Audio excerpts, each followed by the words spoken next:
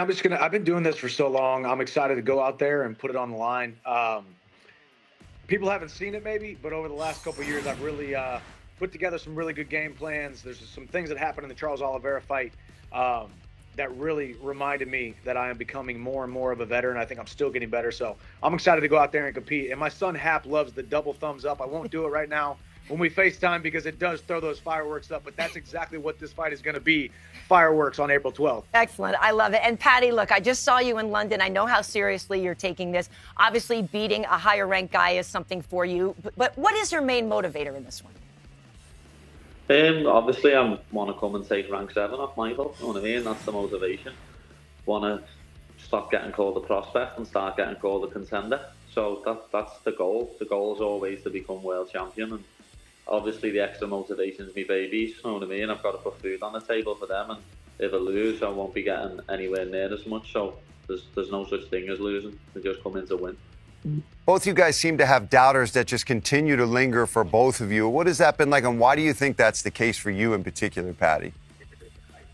I don't know. I think it's because I still look like a 16-year-old boy. You know what I mean? People look at me and look at the hair and think that I'm not a fully grown man. What I am now. You know what I mean? People think it before I get in the cage with them, and then when I get in the cage with them and they feel me strength and they feel me technique, they get a sudden realization.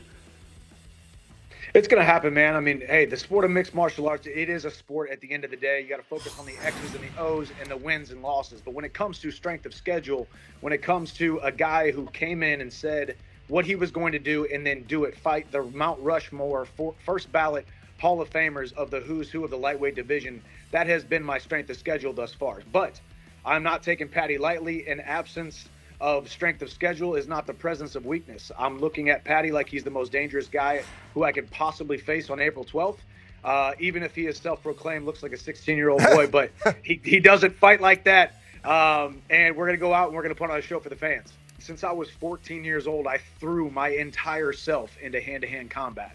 I've never once hit the brakes. I've never once slowed down. I've never once taken no for an answer. Sometimes it gets me a win. Sometimes I take a loss. But I always pick myself back up and I get in these big fights. Now here we are, co-main event, 5 rounds, Miami.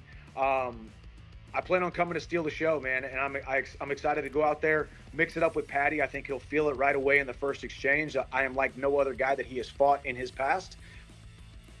With that being said, I'm going to go out there to fight to get my hand raised. Everything, to be honest. Other people who he's fought, he's not wrong. He's fought first ballot Hall of Famers, lad. Know what I mean? He's fought Poirier, he's fought Gagey, he's fought Charles, all like the best lightweights in the division for the past 5 years. But I think I'm going to make it look easier than they did. Know what I mean? They play into Mike's style. They stand there and brawl with him. I think anywhere this fight goes, I'm going to win. To be honest, the only way I lose here is if I get it with a big, crazy, wild shot on the chin. And as you all know, Scousers don't get knocked out. So there's no way that's happening. Now, this fight is a lot different. You're having to fight down in the rankings. You're fighting the number 12 guy respectfully. What is your motivation for taking this fight? I think it's part of the life cycle of a fighter. You know, you continue to fight the top competition at all times, continue to push yourself. But at some point, you've got to give a guy like Paddy an opportunity to prove either he is who he says he is or he is not. But I plan on April 12th to prove who I am, one of the best lightweights on the planet. And Scousers don't get knocked out, apparently, but they've never been hit by the likes of me. I'm really, really excited to test his chin. I'm excited to test his heart, his mettle. As Mike just said, we're going to steal the show. Whether it's a 5-round war or whether someone gets finished in the first 2 or 3 rounds, we're going to set the crowd alight. I know it's the best card of the year. There's so many good fights on it.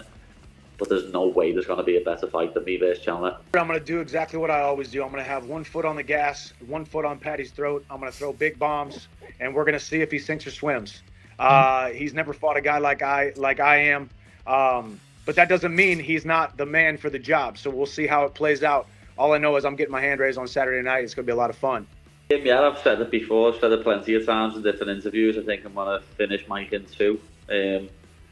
As I say, I think I can finish this fight anywhere. He loves lunging in with his punches. I can see me catching him with a shot on the way in, putting him down.